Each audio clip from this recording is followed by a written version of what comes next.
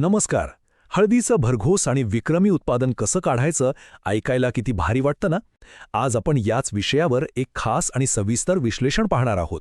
हळद हे तसं पाहिलं तर अत्यंत महत्त्वाचं पीक आहे आणि योग्य तंत्राचा वापर केला तर यात अभूतपूर्व यश नक्कीच मिळवता येतं. चला तर मग वेळ न घालवता या सादरीकरणात लक्ष घालूया आणि हळद उत्पादनातल्या यशाची काही गुपितं उलगडूया. आता बघा, एक प्रश्न आपल्यापैकी अनेकांना सतावत असतो. आपण शेतात गाड्यांच्या गाड्या शेणखत टाकतो, जीवापाड मेहनत घेतो, तरी हळदीचं उत्पादन का बरं घटतंय? खरंच एवढं सगळं करून, खतांचा एवढा खर्च करूनही जेव्हा अपेक्षित पीक हाती लागत नाही तेव्हा खूप निराशा येते. पण मंडळी, यामागे एक असं मोठं कारण आहे ज्याकडे आपलं बऱ्याचदा लक्षच जात नाही. आणि ते कारण म्हणजे आपल्या पारंपरिक चुका, विशेषतः कच्चं किंवा अजिबात न कुजलेलं शेणखत. हे कच्चं शेणखत पिकाचा अक्षरशः घात करतंय. ह्या न कुजलेल्या खतामुळेच जमिनीत करपा, मर रोग आणि ती भयानक कंदसड हे सगळे रोग वेगाने फोफावतात. ही एक अशी छुपी समस्या आहे जी पिकाच्या मुळांना आतल्यात पोखरून नष्ट करते. म्हणूनच याच समस्येतून बाहेर पडण्यासाठी आज आपण 4 अत्यंत महत्त्वाचे आणि वैज्ञानिकदृष्ट्या सिद्ध झालेले उपाय पाहणार आहोत. पहिला, शेणखत वापरण्याची योग्य पद्धत. दुसरा, युरियामागचं खरं सत्य. तिसरा, जैविक प्रक्रिया. आणि चौथा, अचूक खत व्यवस्थापन. चला तर मग या पारंपरिक चुका टाळून विक्रमी उत्पादनाकडे जाण्यासाठी आपली वाटचाल सुरू करूया. तर आपला पहिला आणि अत्यंत महत्त्वाचा मुद्दा आहे शेणखत वापरण्याची योग्य पद्धत. हळद लागवडीचा अगदी पाया इथूनच रचला जातो बरं का. त्यामुळे या टप्प्याकडे लक्ष देणं सर्वात जास्त गरजेचं आहे. 10 ते 20 ट्रॅक्टर हा आकडा ऐकून तुम्हाला नक्कीच नवल वाटणार नाही, कारण लागवडीच्या वेळी थेट 10 ते 20 ट्रॅक्टर कच्चं शेणखत शेतात ओतून देण्याची पद्धत खूप रूढ आहे. जेवढं जास्त खत तेवढं जास्त उत्पादन, असा आपला एक गोड समज असतो. पण थांबा, हीच ती सगळ्यात मोठी आणि गंभीर चूक आहे. यामुळे सुरुवातीलाच कोवळ्या मुळांना खूप मोठा धोका निर्माण होतो. नेमकं होतं काय ते समजून घेऊया. या कच्च्या खतामुळे बुरशी आणि कंदसड यांसारख्या समस्या अक्षरशः धुमाकूळ घालतात. यावर रामबाण उपाय म्हणजे फक्त आणि फक्त पूर्ण कुजलेलं शेणखतच वापरणं. आणि हो, नुसतं कुजलेलं नाही, तर जेव्हा आपण या कुजलेल्या खतावर ट्रायकोडर्मा आणि पीएसबी सारख्या जैविक घटकांची प्रक्रिया करतो तेव्हा रोगराईची शक्यता एकदम कमी होते. बघा, हा एक छोटासा बदल आहे, पण तो उत्पादनात किती मोठी वाढ घडून आणतो. यानंतर आपण वळूया आपल्या दुसऱ्या महत्त्वाच्या टिप्सकडे, युरियाचे सत्य. हा असा एक मुद्दा आहे जिथे सर्वाधिक दिशाभूल होते आणि नकळतपणे पिकाचं मोठं नुकसान केलं जातं. एक गोष्ट कायम लक्षात ठेवा, फक्त झाडाची उंची वाढली म्हणजे उत्पादन वाढलं असं अजिबात नसतं. ही पारंपरिक समजूत आता आपल्याला मोडून काढावीच लागेल.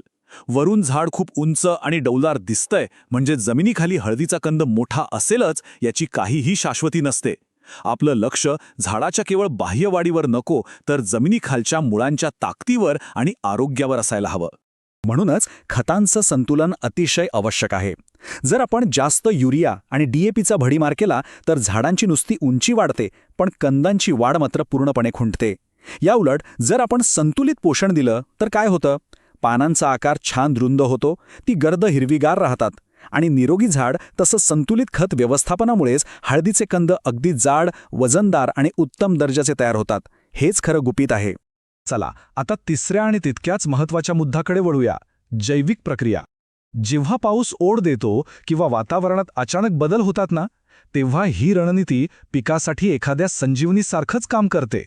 पिकाला आळवणी म्हणजेच आपण ज्याला ड्रेंचिंग म्हणतो, त्यासाठी 200 लिटर पाण्याचं मिश्रण कसं बनवायचं ते पाहूया. या मिश्रणात पीएसबी, ॲझोटोबॅक्टर, रायझोबियम आणि ट्रायकोडर्मा यांसारख्या घटकांचा समावेश असणं अत्यंत गरजेचं आहे. हे सगळे मित्र जीवाणू आहेत जे निसर्गतःच पिकाची रोगप्रतिकारक शक्ती आणि वाढ सुधारण्याचं काम अगदी चोख बजावतात. या विशिष्ट जैविक ड्रेंचिंगचे फायदे काय आहेत? तर यामुळे मुळांची वाढ प्रचंड वेगाने आणि अतिशय मजबूत होते, रोगराईचा धोका आणि प्रादुर्भाव कमी होतो आणि साहजिकच यामुळे हळदीच्या उत्पादनात भरघोस वाढ होते. हा असा एक वैज्ञानिक दृष्टिकोन आहे ज्याचा थेट आणि अत्यंत सकारात्मक परिणाम मुळांवरच दिसून येतो. आता चौथी टिप, खत व्यवस्थापन. खत फक्त दुकानातून विकत आणून चालत नाही, तर ते पिकाला कसं दिलं जातं हे सगळ्यात जास्त महत्त्वाचं आहे. खत देण्याची वेळ आणि जागा ही खूप महत्त्वाची असते. नुसतं एकदाच खत भिरकावून दिल्यानं काहीही फायदा होत नाही. जेव्हा आपण 20-26-26 सारखी खतं देतो तेव्हा ती फटद्यामध्ये किंवा ओळींमध्ये अगदी कमी अंतरावर देणं आवश्यक आहे.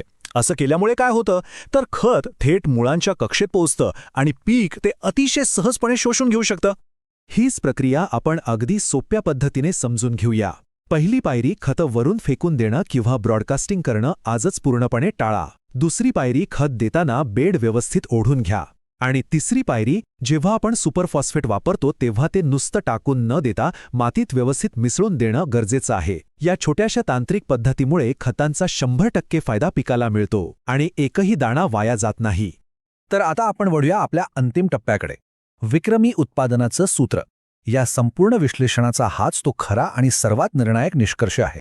थोडक्यात सांगायचं तर नुसत्या खतांच्या गोण्या शेतात रिकाम्या करून काहीही उपयोग होणार नाही. जेव्हा आपण योग्य व्यवस्थापन, जैविक प्रक्रिया आणि संतुलित पोषण या तीनही स्तंभांची अगदी अचूक सांगड घालतो, तेव्हाच उत्पादनात दुप्पट वाढ होऊ शकते. विज्ञानाचा योग्य दृष्टिकोन ठेवून केलेली शेती ही कायमच फायदेशीर ठरते. मग आता जाता जाता एक अत्यंत महत्त्वाचा प्रश्न निर्माण होतो. येत्या हळदीच्या हंगामात हे सगळे वैज्ञानिक बदल अंमलात आणून उत्पादन थेट दुप्पट करण्यासाठी आपण तयार आहात का? मला खात्री आहे की आजच्या या सविस्तर विश्लेषणातील माहिती नक्कीच उपयुक्त ठरली असेल. ही माहिती आणि सादरीकरण जर तुम्हाला आवडलं असेल तर अशाच अभ्यासपूर्ण माहितीसाठी नक्की लाईक आणि सबस्क्राईब करा. पुन्हा लवकरच भेटूया अशाच एका नवीन आणि रंजक विषयावर चर्चा करण्यासाठी. तोपर्यंत भरघोस उत्पादन घ्या आणि खूप खूप